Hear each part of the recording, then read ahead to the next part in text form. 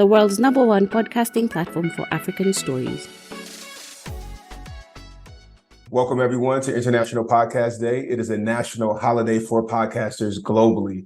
And definitely something that we should celebrate as those who are working to move podcasting forward throughout the globe. You know what I mean? Emerging industry, great ideas happening, but what's even better is getting to have conversations with great people like yourselves.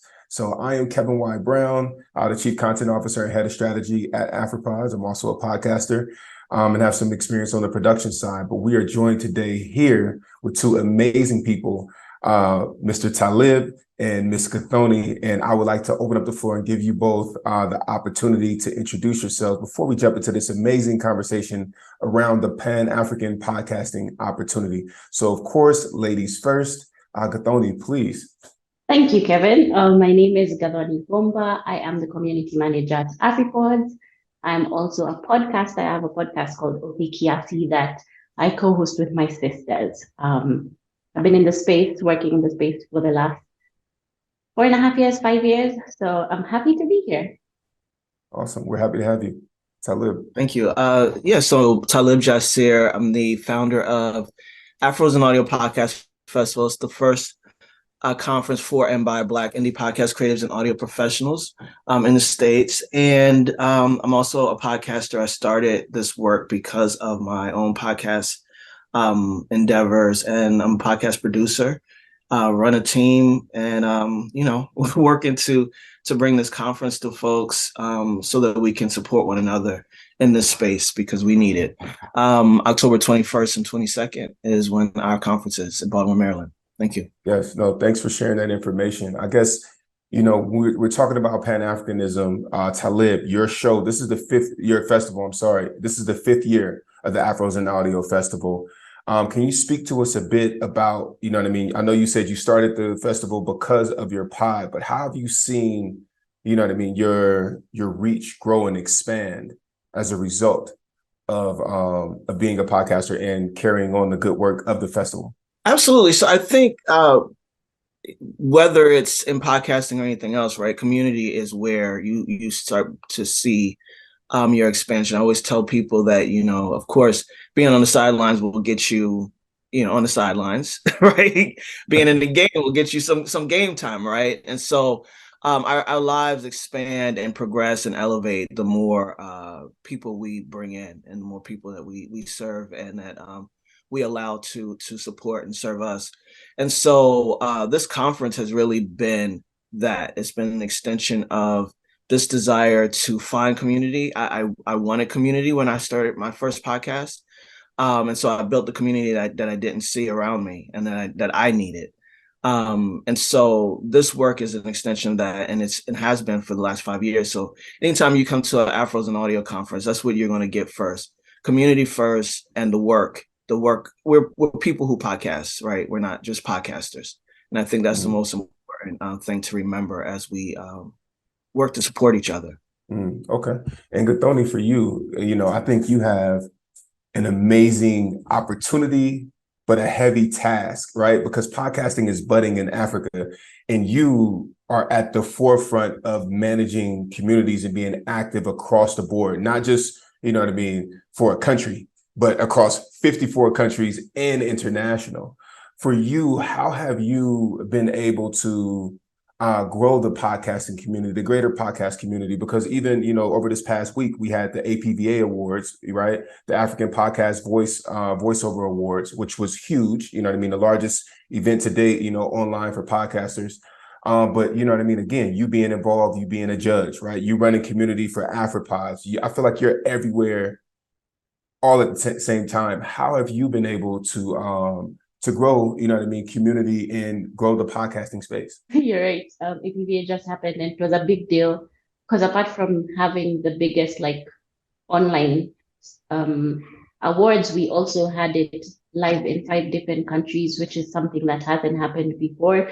So we were really excited for that. And I think how I've managed to grow it is really creating networks. I think Talib he said it's where the more people who you serve, the more then you're able to create an impact on. For me, I think what has helped me a lot is being able to connect with people who are creating the spaces, because I feel like in Africa it's very nuclear. So it's Kenya podcasters have their thing, Nigerian podcasters have their thing, Zambian podcasters. So in each country there's like a little group, and it's being able to connect with the leaders for each of these groups and then trying to form like one solid group.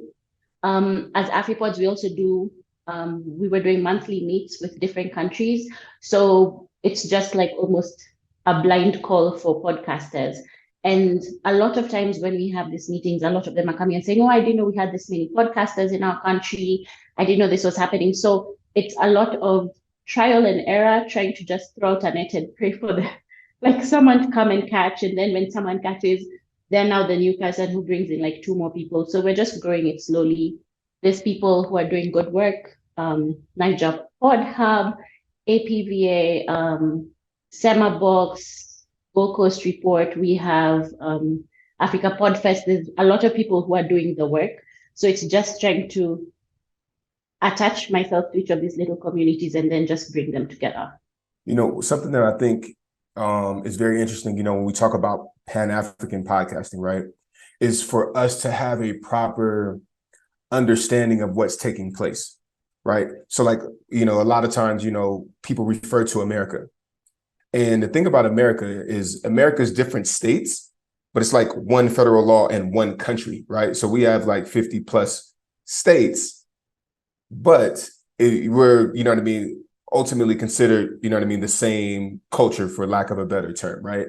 Whereas what I think you're doing, which is so unique, Gathoni, is that you're saying, hey, you know what, Kenyans, you know what I mean, they have their pocket, their community over here, and you have it here and things like that. But it's also, not only is it regional, but it's cultural differences, right? Like, you know what I mean? Like in the States, you'll have, you know, Alabama might not do it the same as South Carolina, but they'll still be like, you know what, but you know what I mean? There's kind of an American approach to things, right? And in this situation, there is, you know what I mean? There's different approaches by the different countries. So can you expand, I guess, a little bit more about how you're navigating those nuances in order to bridge the gaps that may exist between the countries, right, and the podcasters? I think what I'm doing is a lot of trust. Because see, like the thing is, you're talking about different cultures, different countries, we have different languages. I'm limited in what I have access to, like different languages. In my country alone, we have over 40. I don't know all the 40 languages. So it's having to genuinely trust that someone else understands the importance of podcasting, and it's creating the space. That's all I can do, is actually create the space for them to come in and meet each other and find each other in whatever it is that they can connect on. If it's we are from the same niche of podcasting, if it's we speak the same language, if it's we're in the same country, whatever it is. But I feel like my job is more creating the space, because I don't think that you can actually take ownership of community in any sense, and harder. It's, I think, even harder to do on the continent, because like you're mentioning, in America, it's America, but at least you have like English, you know what I mean? Yeah. That connects the whole country. And here we have Francophone Africa, which a lot of times English is not a priority for them, or for us, we don't speak French. So how do we ensure that Francophone Africa feels involved? And I think we, again, create space. So like how we did with TAP Magazine recently, issue 18, where we made sure in that issue, even though we don't understand French, for example, we give them a section for them to speak to their people about what it is that's happening there. So it's really about creating the space so that everyone can come in and find whoever they feel like they belong to, find their own little nucleuses. And then we can create like the body, you know, like I think of it like a body. You have little cells, and then it creates the blood or whatever it is we need to happen. I'm not going to pretend I know science, but you get what I mean. Yeah, so I think it's just creating space is what's important. So I love that you keep saying creating space, because I feel like that's exactly what Talib did as well. And I remember having conversations with Talib years ago, and he was like, man, I'm a community builder. You know what I mean? This is a part of my identity. This is a part of what I do. And I think what's interesting too, that I want to highlight, because sometimes we do get summarized by being, you know what I mean, American or African-American, right? But we are different, right? Like I'm from the West Coast, like I'm from the Bay, right? And Talib, I think you're from up north, right? Right. Yeah. So, yes, sir. Right. So like Talib and I, though we overlap, you know what I mean? You know what I mean? In some of our habits and things like that, we're like night and day, you know, culturally. So, you know, you do have that. But I guess Talib, for you, how are you bridging the gaps amongst, I guess, the different cultures of being African American or being an American podcaster, specifically, you know what I mean, in Afros and Audio community and the festival? Well, I think one of there's two points I would like to make here, and one is that from the beginning, this has always been about the diaspora for me when it comes to our the conference, and I see this growing because even though I'm in my fifth year, I still see it as the very beginning, right? And you all are doing a lot of trailblazing right now, and it's and making a lot of tread, but it's just the beginning. So where we're gonna move forward to, and I think that that's something that we're going to have to figure out together, right? We're going to have to figure out together how we're going to bridge these gaps. This is going to be conversation. It's going to be execution.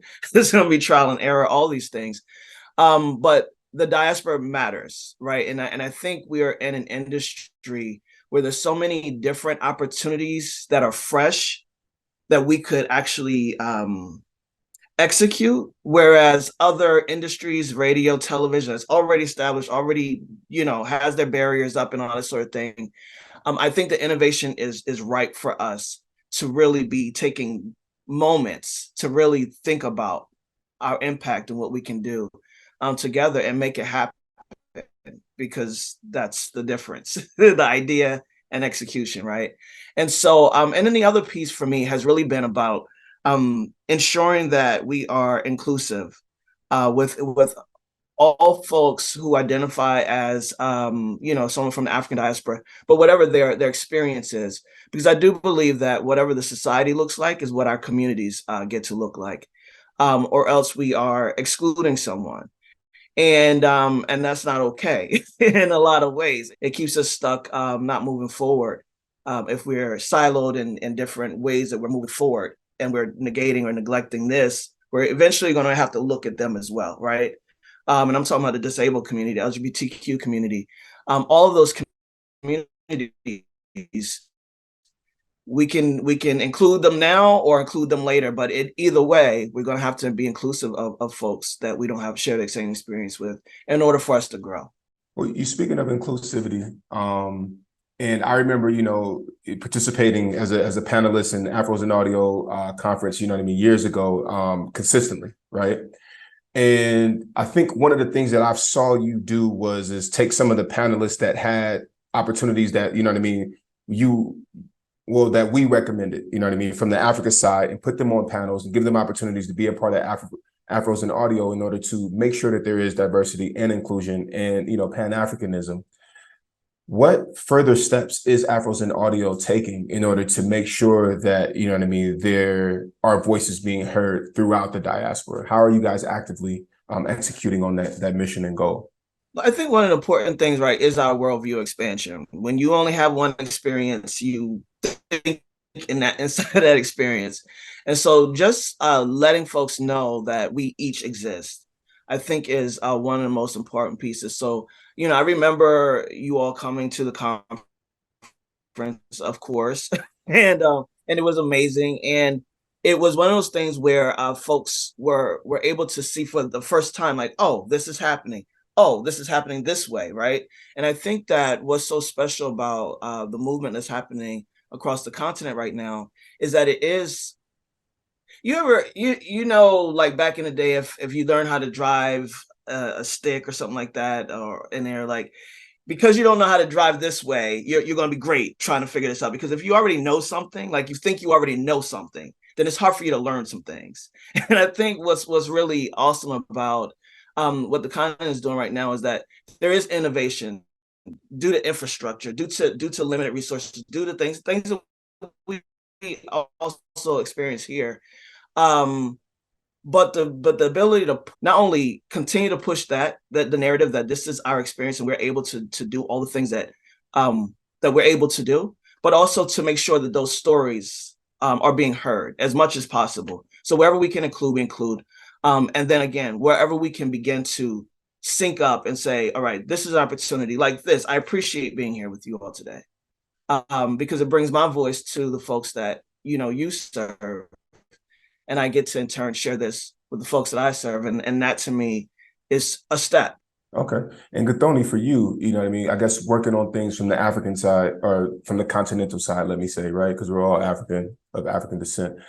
How are you making sure to, you know what I mean, that the opportunities and the things that are happening are also Pan-African and are also, including the diaspora? How are you actively doing that? Well, I guess for me, it's in things like this, if we're creating platforms, we ensure to include people who are not necessarily on the continent. Because I think what I've realized being in the space and being fortunate enough, for example, to go, let's say, for podcast movement and things like that, is there's not a lot of people who have the same access that I do. And so it's almost my responsibility to be like a bridge between who I'm serving and who I have access to, and enabling them to have communication in whatever sense it is. So if it's bringing Talib to have a conversation with us so that they can see that Afros and audios exist, and then figure out, okay, next year when we're doing Afros and audios, will you have like a whole section for African podcasters? It might be virtual because they might not be able to travel. But then 2 years from now, can we have a whole section of them in person? Because then we have scholarships and things like that. But I feel like it's more allowing people to be introduced to the people who I have had access to or had the opportunity to meet. And then when we have them all in the same room trying to figure out like what can Talib do or what is he interested in. And then I know, let's say, for example, if it's awards or he's doing like now the Afros and Audios Festival, then we see maybe next year he might be able to work with APPA. So then since it's close to each other, we have the festival and the awards, and there's some sort of Pan-Africanism. So it's not just Africa Central. And I think even in those spaces, like the awards, there's like a section for the diaspora and podcast of the year. I feel like there's a little bit of access being allowed. And so I think it's for us who are in the space and have access to each other to figure out what it is, what rooms we can make or spaces we can fill. And then because we have access to the people, if it's Kevin knowing someone else in the States, if you have access to podcast movement, can we get a scholarship for 3 Africans? We'll have to plan from now because we don't know how long the visa process is, and things like that. But being able to give that access when we have it. Got you. So, Gathoni, what I'm hearing you say is a lot of times, because you have this access, you're able to get into certain rooms. And so you're making sure that the conversations that are taking place in those rooms are inclusive, right? So I love that. Yes. And yes. Inclusive for Pan-African, inclusive, like Talib is saying, for people who have different abilities. We have to consider all of these people because no one can speak for them. Like, I really like how Talib said it is, our communities must reflect our society. So even in podcasting, if all the podcasters don't reflect what society is, I feel like as the people in the space, we have failed just a little bit. That gives us opportunity to grow and to evolve, right? You know what I mean? We have the opportunity to change it, you know what I mean? But I think the first thing is, you got to be aware, you got to acknowledge, then you have to take action. And, we're obviously aware, you just acknowledged it. And we're all acknowledging by our head nods. And I think, we have to take that action. So that's what it's about.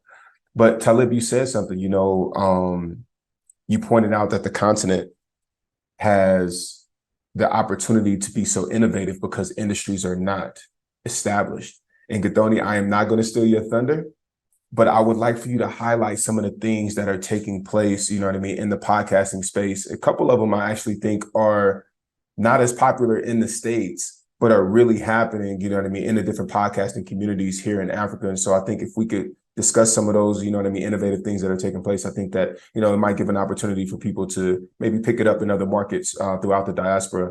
Learn and move differently. Right. I think one of the ways our communities are able to exist is a lot of WhatsApp. I think we're very dependent on WhatsApp. We're not that big. Not all of us have access to data as we would like to, but I think what I like about the community now is there's no competition yet. I was having a conversation with Kojo from South Africa. He's one of the podcasters. And he was saying, I think it might be because the money hasn't come in yet, because there's something about when money comes in that kind of destroys the purity of a thing, but because we're still able to learn from each other, there's no one who's too great yet in the industry. So we're still able to be like, hi, Gathoni, I don't know how to do this, or what editing software do you have? And I feel like a lot of times it's the easiest way to learn. What we've seen from podcasters is, or what I've heard as a community manager is, a lot of times they're like, the information that is out there for teaching podcasting is whitewashed, is the term they use. And so it makes it easier for them to learn from their peers or podcasters who are just slightly ahead of them, because they understand the struggles that are experienced on the continent. And I'm not trying to say we're dark Africa. Don't get me wrong. I'm sitting in a building. I have internet. So that's not the kind of imagery I'm trying to put. I'm just like, sometimes I think we take for granted that, I'll be like, just go on YouTube and figure it out. But sometimes the person on YouTube is not explaining it how I can understand it. And so I need to write to Kevin and be like, Kevin, in your third episode, or my mic is making a clicking sound, how do I Google mic making clicking sound? It makes it easier to be able to have that community. So I think a lot of WhatsApp use. For us, I think access to the platforms as well. So like, I know as Afripods building like the app, we've made it smaller, thinking about things like that, because we have to take into consideration who it is we're serving, right? And so being able to, in everything we're doing, like what we're building, if it's broadcast podcast, it's because we know radio is big in Africa. So how do we make sure that Africans are able to access their radio? And then create community in that sense, because like local radio stations are really big deal. So then create those little communities, but expand them in Pan-Africanism, a lot of the people who've gone away. So for the person from my village who's now in the States and they just want to know what's happening in the village, you have broadcast to podcast, It's things like that. I think we're taking a lot of consideration of the people we're serving in order to figure out everything from technology to how community happens to how communication happens, and ensuring that no one gets excluded as we build everything, It's doing surveys, for example, sometimes when we're building, it's like, what statistics matter the most to you? And reaching out to your podcasters and be like, okay, what matters? So that when we build it, it's not for us, it's actually for the people we're building for. So I think small things like that matter. And I think we're able to do it because we're still younger in the industry. It's still small. We still have access. So I think that's how we're doing it. Kevin, do you have anything to add? I feel like you've been in this space as well. It's interesting to be, from both worlds, because I think what I find is that, even in the West, podcasting has some dollars behind it, but I find it to still be a relatively collaborative industry. Like, I remember going to my first podcast movement conference in Philly in 2018, and the way that people were so open and the knowledge exchange and the share, I was like, oh my God, like, I've never seen anything like this, because everybody's usually trying to compete. So I'm really hopeful that spirit, stays in the industry as a whole. And definitely in Africa as, we continue to build the space and it continues to grow. I think one thing that I love seeing here is how people have picked up and created tours. And live events is like a vibe, Like, like in the States, I feel like it's like, like, oh, I'm having a live event for my pod, and it's like an event.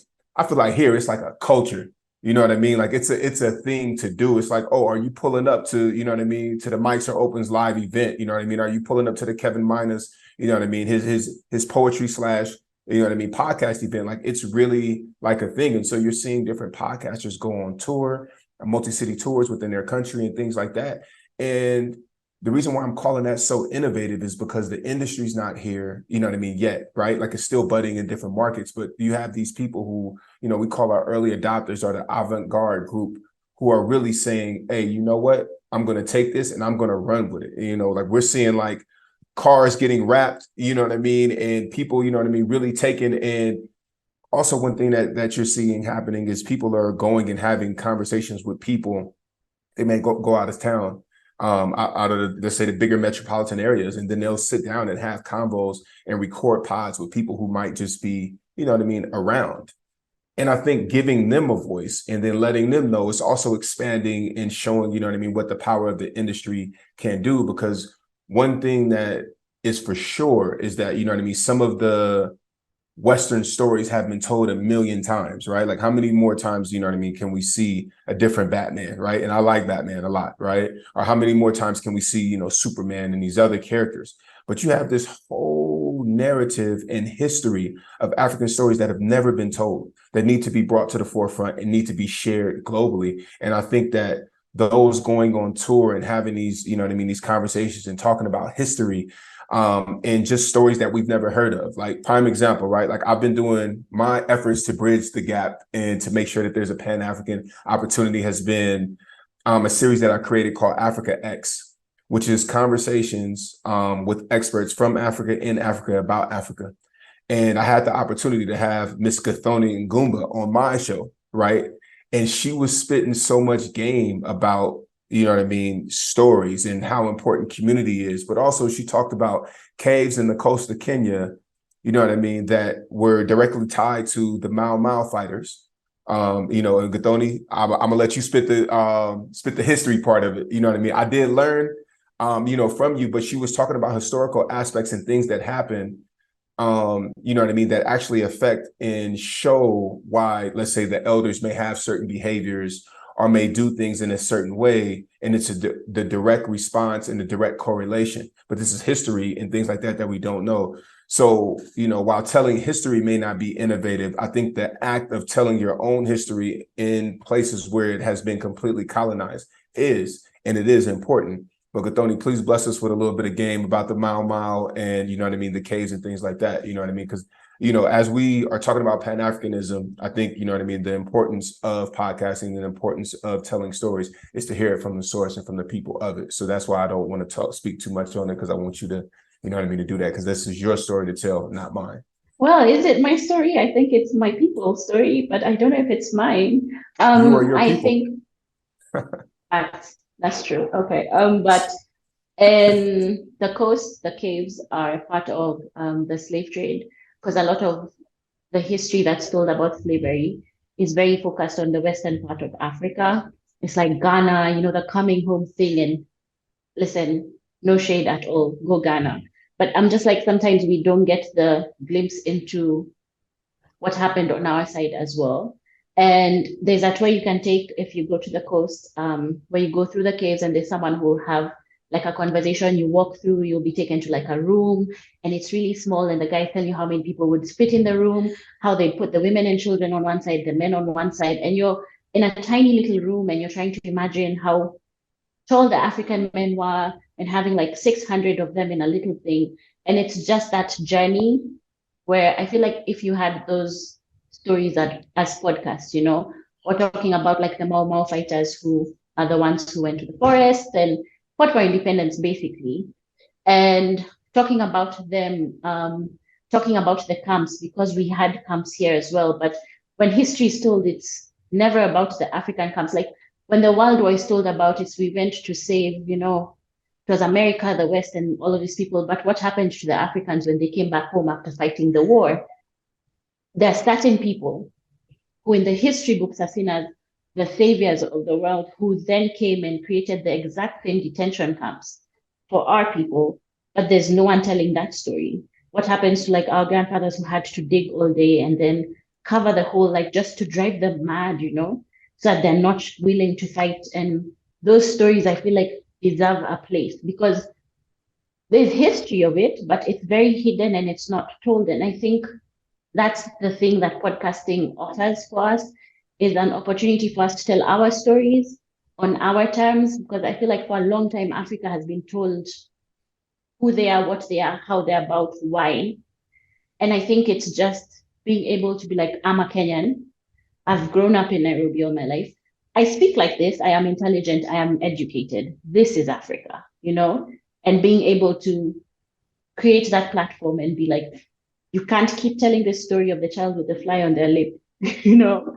That can't be the only thing you have to tell about who we are as a people. There's a lot more. There's a lot of richness. There's a lot of culture. It's colors.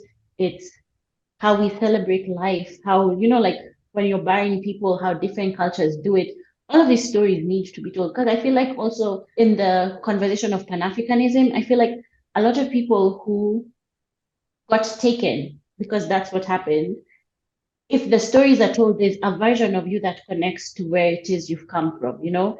It might be, why do I like red? And then you did some 23andMe and found out you're from like South Africa, and then you find out something about the culture that's, you know, it gives you some sense of belonging, even though you don't have an exact direct connect to your roots here. And I think that's important. And for our children as well to find out the stories, because I mean, we're learning them so that they don't have to. We need to be able to give it to them. Mm, I love that. And you know, what's interesting too is, you know, you talked about hidden history, right? And you know what I mean? A certain narrative, you know what I mean? Being African-American, and Talib, I know you can attest to this, is that there's a certain narrative that's out there, right? That exists, that you see in movies and all of these things and in our music. And then there you have people like myself and like Talib who, you know what I mean, are living a different type of reality. But the mass message is something different that is actually being portrayed. And I think, you know, amplified by the powers that be. And so, you know, the ability to tell your own story is so important. And Talib, you know, I think that, you know, in some of our early conversations, that was a part of what, you know what I mean, you wanted to do, was give a space for people to be able to tell their own stories authentically and things like that, through Afros and audio. And so, you know, I guess more so switching and kind of understanding you guys' individual voices. So Talib, can you expand upon what your podcast individually is about? You know what I mean? And then Gathoni, you after Talib, you know what I mean? And why you felt that you needed to start the pod. Absolutely. And just to I wanted to jump in on the conversation you all were just having, and really briefly. I do think for me, and I've said this before, that the Afros and audio is really a guise. It's just a agenda to get more of us to tell our stories, right? Our history is of course important, because we learn things about ourselves and our people. I have 20 hours of recording with my 93-year-old grandmother, and she's my grandmother, and I knew my great grandmother, but she had a grandmother and a great grandmother that I didn't know, and just hearing about them, I was like, wow, we're all the same. Like we you know, I understand myself more because I understand where I come from more now, right? And I have some context, and I think that's important. And I also think our present lived experience is what's important. To both of y'all's point, we as diasporic people, we all have been told who we are, and everybody knows who we are and knows nothing at all, really, in true life, you know, except for us. And so I think it is important, and my agenda is really that we increase the podcast by us in this marketplace, because the more of us, no matter where we come from, no matter our social background, or whether we're ratchet or whether we're intellects or scholars, it all matters. It's someone else's experience. And as long as that experience exists, someone else can relate to it, right? And so podcasting is us, as I laying down our living record of who we are today. And if that's not the most important thing that we can do as a people and for ourselves, I don't know what else is. And back to my podcast, I started in 2017. I created a podcast that's a fictional limited series podcast. It was a rom-com, a romance comedy that I created. And I was looking for a community around Black creatives that created fictional podcasts. And 2017 is light years away from what that looks like today in the landscape. So I didn't have that support around me at the time, which is why it switched from that very niched idea to, you know, inclusive of all podcasters, no matter your genre, fiction, nonfiction, or what have you. And now I do biopics. Again, my whole agenda is storytelling. And however I can make that happen, whether I put up a festival that says, come here and learn more about podcasting, and then go podcast and tell your story, please. That's the goal, right? And to have more of us do that, and then to create the sustainable communities, right? That we're giving support and resources and access where there wasn't one, because that's where you see people falling off. I don't have support. I don't, you know. And I always say it's not fair to say you don't have support if you never reach for it. And so there is support in this world. And we as creatives really have to get in our mind that there are people around us that are willing to support us, that already have been where we've been, where we're trying to go. And one question could say, just push that button right there, whereas you're spending a month and a half trying to figure out which button to push. We need community, and it's going to accelerate our process. And in 2023 and beyond, I think all we have time for is accelerated work and getting to it. Okay. Thank you for that. I guess real quick, Gathoni, before you jump in, because you said that you can't have help unless you reach for it. From your conference, what would you say is the biggest or most impactful session that you've seen on a consistent basis? Because here in Africa, you know what I mean, I think Gathoni would attest to this, is that we often see, you know what I mean, giving out additional support. But I'm curious as to, you know what I mean, the conference that you have on a yearly basis. What is the biggest session or most impactful session that you see? We have a lot. I mean, most of the sessions are impactful because we curated to, in 2019, when we had our first conference in Brooklyn, New York, I said to them that we're going to have progressive conversations every year. There's no point in us having the same conversation every year, like none. We had that conversation last year.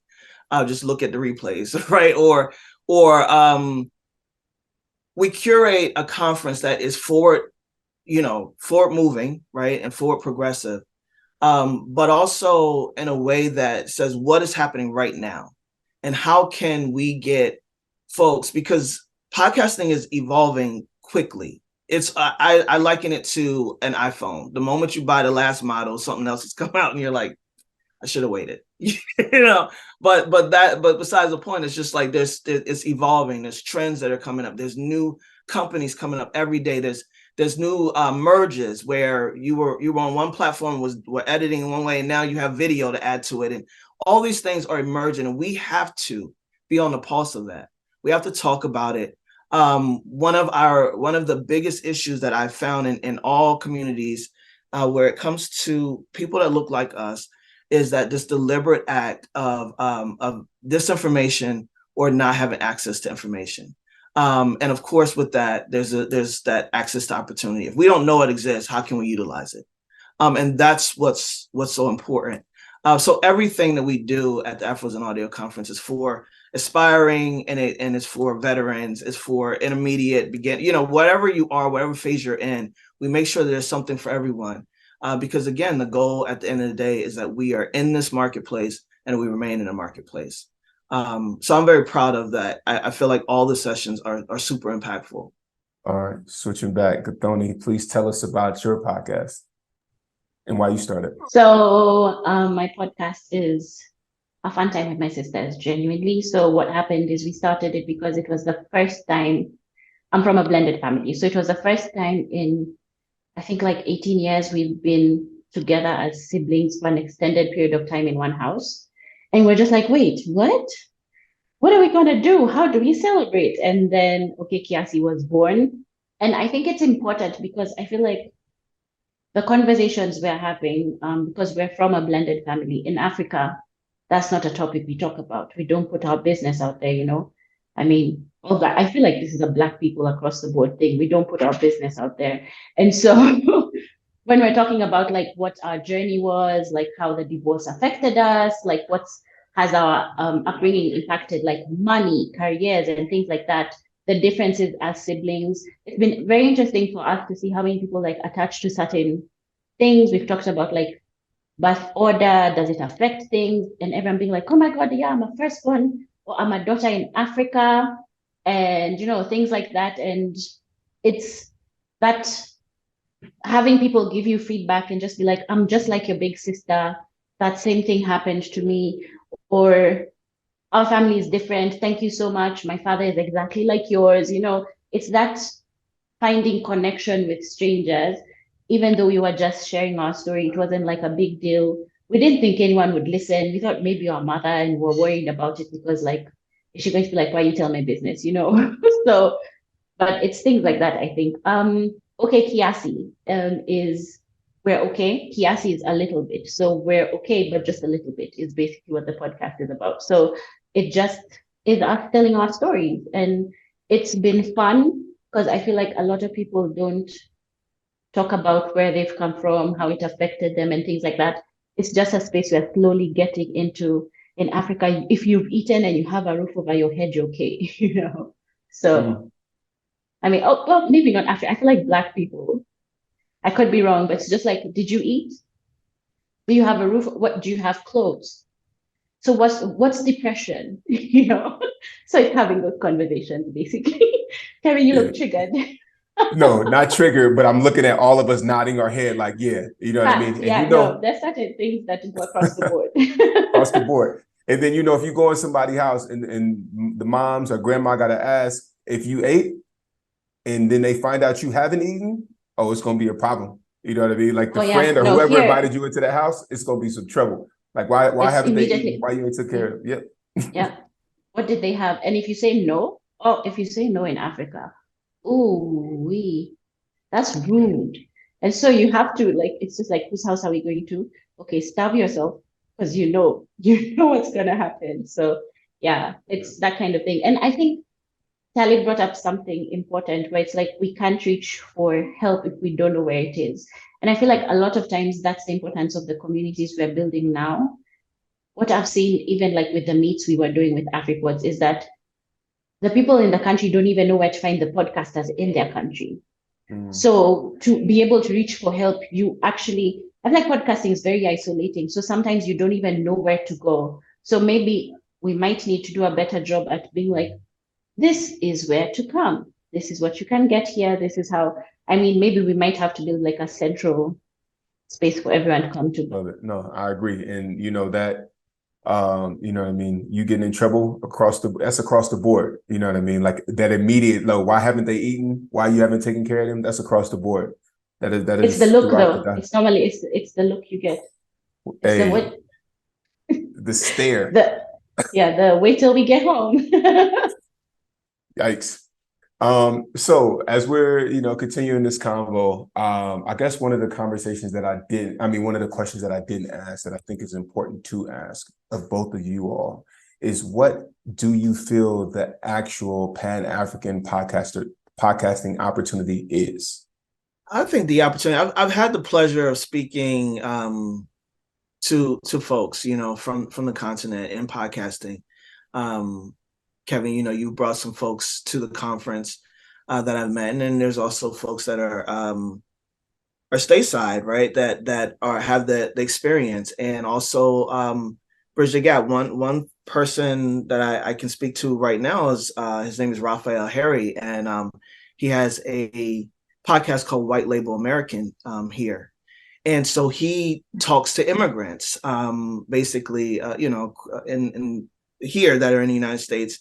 But he's talked to me. I did a Black History Month 28 interview series. I'll probably never do that again. But anyway, I did a 28-day episode for Black History Month in America. And he was telling me about a story about, you know, this brother and on the continent. I don't know. I think he was in Ghana or something like that. And he was saying that he told him what time he could meet up. And he's like, I hope that works for you. He's like, whatever works for you works for me.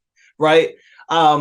He said, I'm going to have to, he's like, put a pillow up to his face and it's up to his something, but he made it work. He's like, I hope you don't mind this way of me having to do it, but this is how I found the best sound. He's like, whatever you need to do is what you need to do, right? And so I'm over here with what I have, right? I'm over here with this, and not that, you know, but my point is that whatever I need to do, right? There's people who go in closets, you know, and with clothes right this close to you, right?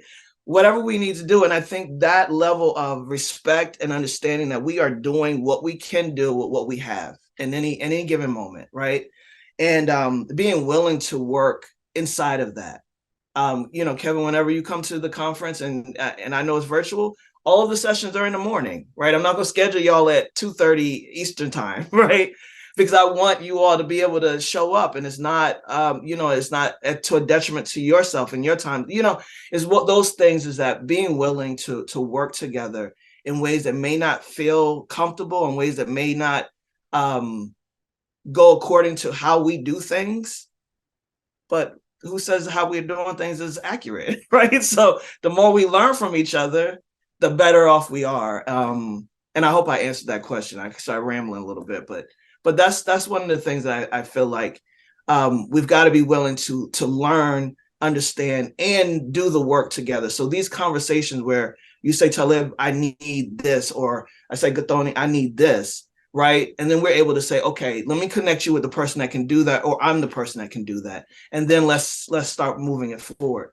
Being intentional, again, I think accelerates the process. So once we're clear about it, what it is we want to do, I think going out and finding those people that can help us get there, but also doing the work and learning how to do it is a game changer, you know? It's a great answer to me. Gathoni, what are your thoughts? What is the Pan-African podcasting opportunity? I think the opportunity, like Talib says, is endless. So we have an opportunity for the stories to be told. We have an opportunity to create jobs because, I mean, we have editors, we have producers, we have all of these things that we know need to happen. And so now it's not only a conversation about what's the podcast, like what is the industry able to do? Do we need to make more studios? That means more spaces, that means more jobs. Do we need to get more storytellers? That means that's what we're doing. Does that mean it's new opportunities for marketing? So now businesses have somewhere else to go and make money. It's, I think, an endless thing, because if we think of it as an industry with how young it is, and like Kevin mentioned before, our stories haven't been told. And not only for the Africans, even from the Black American perspective, there's voices you've never heard. There's stories you will never, ever hear. And if those people can come, you know, like how we all just sat down and had a whole conversation or understood each other about if you don't eat or if you didn't give your friend food. And it's that understanding that we have across the board. And so if we're able to then, like Talib is saying, be able to reach out, if I can call you and say, hi, I have someone who wants to learn producing. Are you and Kevin available for them? Because they might not be able to afford going to university, but they can shadow you, you know? So then does that mean we need to figure out a scholarship for them to come to the States for 6 months so that they can shadow you and learn everything so that they come back and then give us the education that you've taught them so that then now we know in this village, in this space, we have a producer who's in charge of all the stories. We have the platform on Afripods, it's free. Okay, cool. What's next, you know? I think it's endless. And I think I don't think we can limit what it is. I think we just need to figure out how to take advantage of it and take ownership of it. I feel like in Africa, I keep saying the most important thing is to take ownership of our stories and figure out when the money comes, how is everyone being paid? So that then we don't have what happens in other industries where it's like, oh, the Black people are being paid less, the women are being paid less. No, it's a story. And I want us to be able to have the authority to say, no, I'm not giving you my story because that money doesn't work. But I want it to be like across the board, you know? If you go to Talib, he says, no, that money doesn't work. If you go to Kevin, he's like, money doesn't work. If you come to me, I'm like, I'm sorry, man. As a group, we're saying no to that. We deserve better. So I think for the people who are already in the industry, setting that up so that the people who come after us have an actual advantage, that they're not taken advantage of, that we teach them things about like contracts and things like that. Because I mean, lawyer speak is wild. I don't know what they're saying. So do I need to send a contact to Talib and be like, hi, I don't know what this means. Help, please, you know.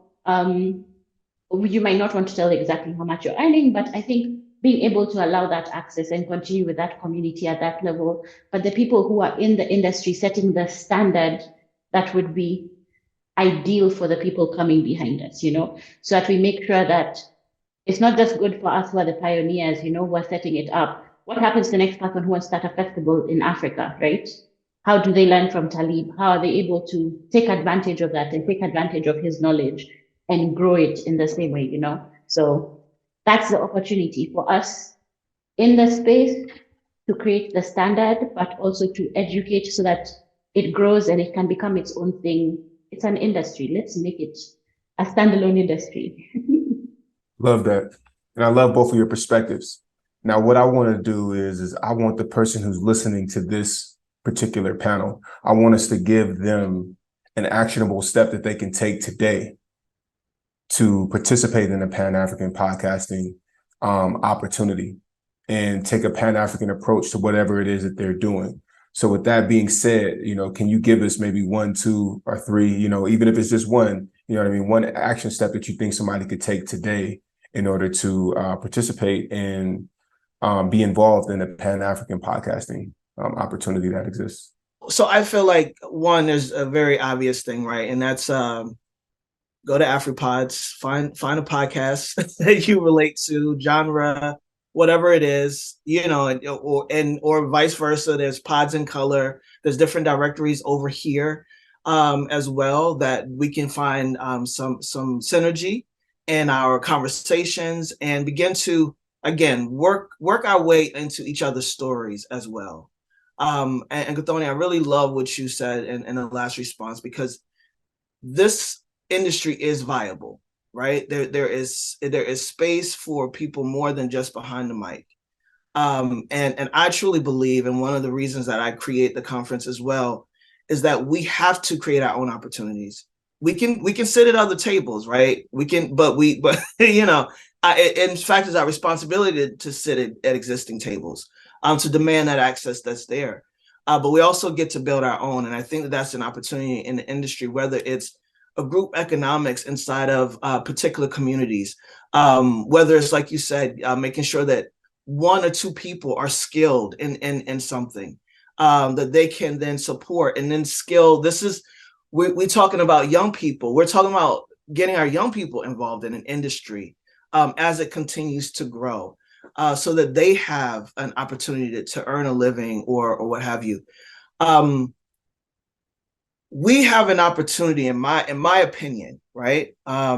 So it hasn't been tested yet, but this is just my opinion. Nina Simone said this, right? It's the artist's duty, right, to reflect our times. It's the artist's duty to create what it is that we need for ourselves. And so here we are. It's in 2023. We have the technology. We have the platforms. We have access. Not in every way, not on all people, but we have it. It's here.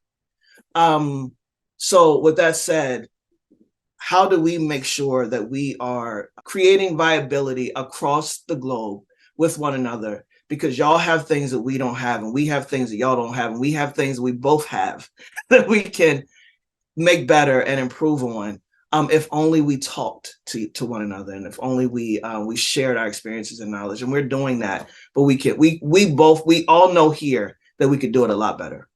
Very true. And I was going to say basically everything you said. First, find a podcast that's African or Pan-African.